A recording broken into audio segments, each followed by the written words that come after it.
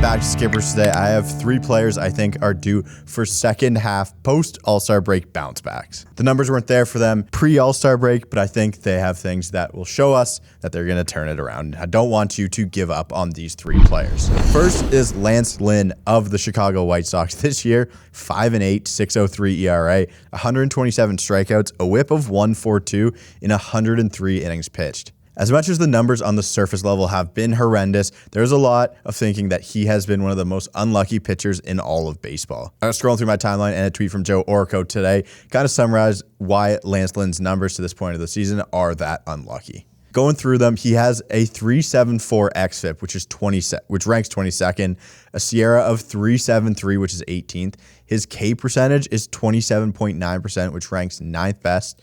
His strikeout minus walk percentage is 19.7, which is 18th best.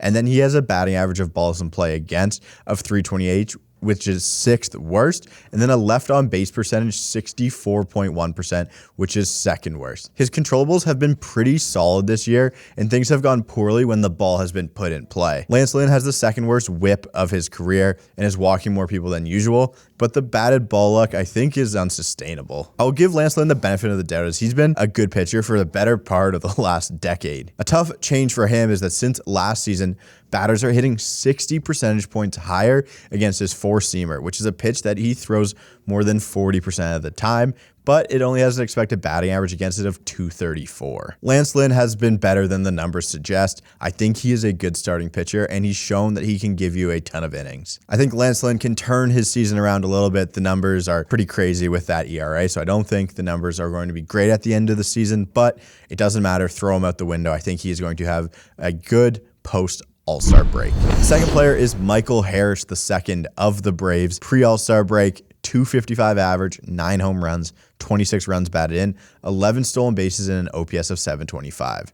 After dealing with some injury stuff at the start of the season, I think we get the Michael Harris bounce back in the second half that shows us why he was a top of the draft pick in fantasy baseball this year. In 3 of the 4 months this season, Michael Harris has hit 190, 167, and 179. But that 4th month, where he had by far the most plate appearances of any month, Michael Harris hit 372 with an OPS over 1,000. After what he did last year, you don't just pull those numbers out of your ass and just be like, okay, Michael Harris isn't that. I think he is more that than the guy who's hitting 167 over a month. If you look at his batted ball data, there is a lot to be excited about. 70th percentile average exit velocity and hard hit percentage, an expected batting average in the 75th percentile, a barrel rate 1 percentage point worse than last year. He is walking more, striking out 5 percentage points less, and has a higher launch angle than last year. Post All-Star break last season, Michael Harris hit 307 with 11 home runs and 38 RBIs, and I don't think that similar production is necessarily out of the question. Being healthy in that Braves lineup is a glorious thing, and I think Michael Harris can bounce back post All-Star break. The third player is Taylor Ward of the Angels. So far this year, he's hitting 243, 9 home runs, 31 driven in, 3 stolen bases, and a 695 OPS.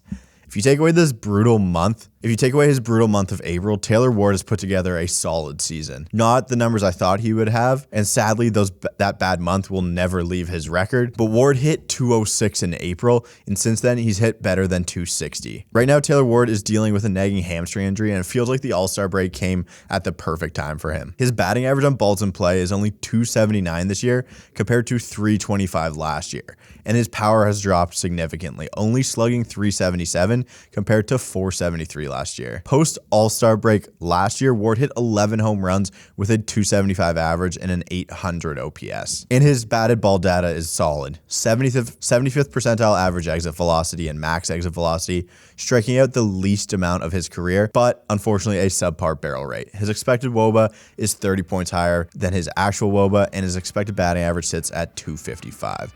I think a healthy post-All-Star break Taylor Ward can tap back into the power potential and get to 20 home run mark as his launch angle is on a normal level. I've loved Taylor Ward as the player. I think he should still have runway to a lot of playing time, and I think he can figure out, especially if the Angels sell off and they keep him there. Thank you again for watching, Skippers. Let me know some players you think should bounce back post All-Star break. Hope you guys enjoyed the festivities, and tomorrow, Major League Baseball is back.